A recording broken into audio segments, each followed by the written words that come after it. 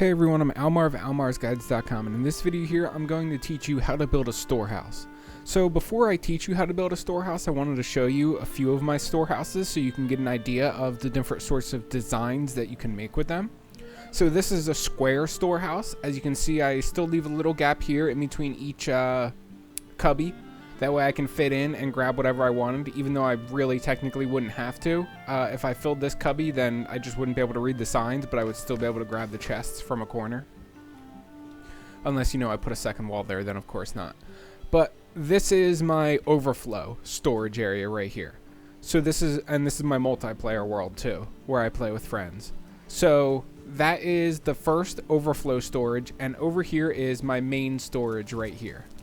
So I prefer making my storage in a straight line like this, no squared layout. That one was a squared layout because that's what I made at the time and I was experimenting. But as you can see, everything is sorted. Usually items are sorted by their category, not by their individual item. And by the front door, I always keep the grab and go stuff. So gear, potions, food supplies, and food. And then also here, arrows, arrow mats, and my ooze bombs, and then meads for whenever I need to make stuff. I also have a section that I have sorted specifically by zone in case I can't figure out, or somebody else is here with me that can't figure out where I have something stored. Like if you check plants and you're looking for berries and you're like, there's no berries here. What the hell, man? But berries are actually in fruits, not in plants. And then you could just go over here and be like, well, I need berries and I don't have time to look around, so you can just grab what you need and then dip. And then I also have an unsorted category too on all of my storage areas. And this is for my log on, log off. Like when I'm farming, I will log on, do this basically, just dump everything in here like this, and then log off immediately again. And this allows me to not waste time running around sorting stuff each time I log on to this world and go to, my storage containers. So now let me show you my single player world, which has a even better storage in my opinion, that I made the other night. Homeworld. Now I have tried making these storages with single chests, not the reinforced chests, but it doesn't turn out very well at all. I don't like storages that are made with the single chests. I mean, I slap one together for early game until I get to iron, but once I get to iron, I immediately make one of these storages.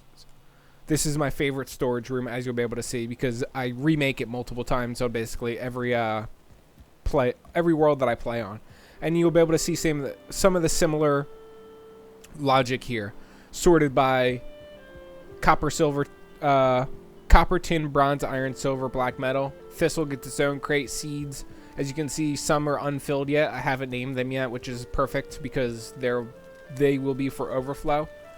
And I try to keep things organized kind of close to each other, like resin you get in the meadows, misc and junk you get in the meadows too. As you can see, all of these are still unsorted. I'll probably make a few more of them stone, since you always get a lot of stone. And then here's my sorted by zones again. You might see I have duplicate wood and stone crates. That's common for me because you get a ton of wood and stone. Here's my unsorted crates, my arrow mats, arrows, food, gear. As you can see, similar to close to the door, you got your grab and go, you got your gear, you got your potions, quest items, so like dragon eggs, ancient seeds, stuff like that for summoning bosses. You got your food, you got your arrows, you got your oozes for your ooze bombs, which I use constantly, and then my arrow mats, so I can make some arrows real fast and throw them in the arrow container. And it's not too far from my crafting station here, which you might be wondering, like, dude, your crafting station is not upgraded at all. Wrong. I actually shove everything into this room over here, this little small room, and then block it off because I hate seeing all of that unnecessary clutter. So now let me show you how to actually make this storage now that I've given you a tour. So first you want to start by laying a bunch of rows like this, just basically individual rows, and you want to make sure your things are all facing the same way. And then you want to create the back too. And then you want to slap down 2 chests. And your goal is to put them close to the front and overlap them. So look what I'm doing. Close to the front, and then see how they can overlap like this. And then I overlap them. And you also want to kind of shove them sometimes into the wood on either the left or right hand side. Like see how my chest is kind of in the wood on the right here? That's perfect. That's what I like doing. And then like that. And then we're going to build the upper portion right here. Well, actually, let me move the stairs back one. We need stairs in order to get a great angle at these right here. And I try to make sure all of the bars are, see the bar in the middle of the floor? I try to make sure they're all lined up. As you can see, they're all coming up the middle. You can also turn it so you can't even see the bar, which is probably preferable to the way I have it right here. And you make the top like this, and then you make sure, or you do the same exact thing for the top. You slap these down, just like that, and then you slap down the backs, just like that. And then we need, where's the chest? These, it's extremely important you put right near the edge. See how I'm like right at the edge? They're like not overhanging, but they're almost overhanging. That's extremely important since you have to look up in order to grab these. You don't want to have to like look into the cubby hole as well. You just want to look up and still be able to easily grab them. And now we're doing the finishing touches. So on the bottom row, you get the half wall on the bottom. On the top row, you get the half wall on the top. And this is to hide the unnecessary bits that you don't feel like seeing, as well as to make it easier to label them.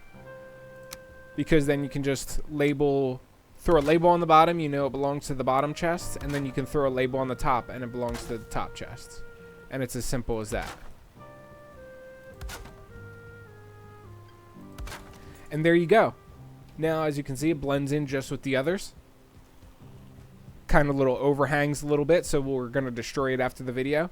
But this is exactly how you make a storehouse, or at least how I make a storehouse. And this is my favorite version of a storehouse. I think it looks great. I think it serves its purpose well. And, yeah. I'm going to do one last little run through real fast so you can see the stuff that I have named. You can pause it if you ever need to at any point. And this storehouse is still sort of new. I haven't fully finished naming everything yet. A few items will get their own little cubbies, like obsidian I'm probably going to give its own little cubby.